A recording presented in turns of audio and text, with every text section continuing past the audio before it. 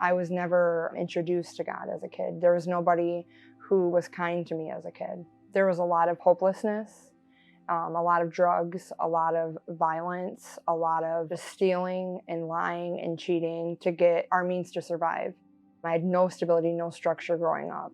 And we would go from motel to motel, people's bedrooms, the basement floors of different family members' homes and stuff. I was so empty at that point that I turned to rage and I became very violent, extremely violent. But when I became a teenager, I started to want to do something about it. I didn't know how though. Nobody ever taught me how to do things in a graceful way. Drugs and alcohol, friends. I really thought that there was going to be somewhere that I belonged in those things, but it never filled me.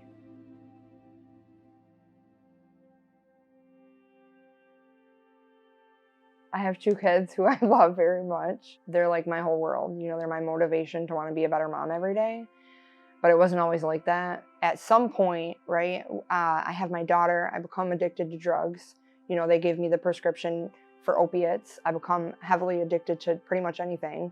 I meet a person who I thought I loved, but it wasn't. And then I got pregnant with my son, and he came 4 months early. I went into labor with my son at 26 weeks. And he spent 11 months in the NICU. But because I still couldn't get it together while he was in the NICU, they took him from the hospital directly to a foster home. And they took my daughter too because she was in my custody. So at that point, I didn't love me, I didn't love people, I didn't love animals, nothing. I only cared about my kids. When everything is removed from you, you're only left with yourself. Then what do you do?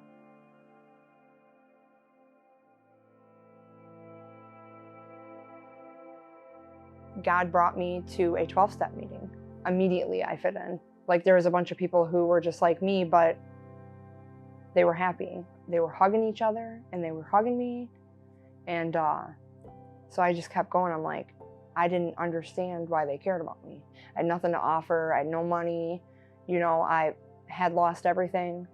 And I just would hear these people talk about their pain, but I would also hear them talk about their joy and their gratitude.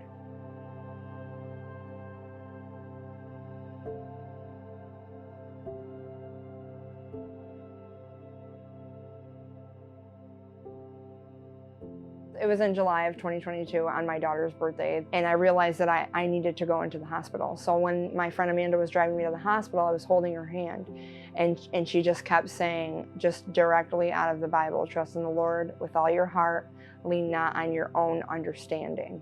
And not a lot in the Bible before then made sense to me, but when she said that, it made sense to me. And going into the hospital, I started to trust Jesus. Whatever it is that I have to do, whatever you have for me, just let it be yours, because I can't do this anymore.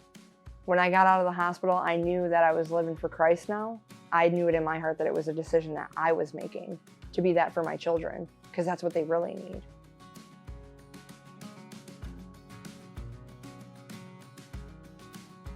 My 5-year clean and sober anniversary is January 22nd, 2018, right?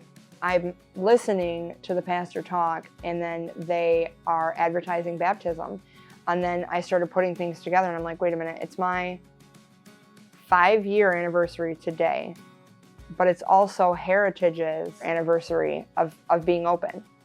So when they advertised the baptism, something started moving in my heart inside of me. And I was like, me and my daughter are gonna get baptized here. We're gonna do it. I was showing the world and people that I used to know, hopefully they see it. God, please, you know, please let them see it.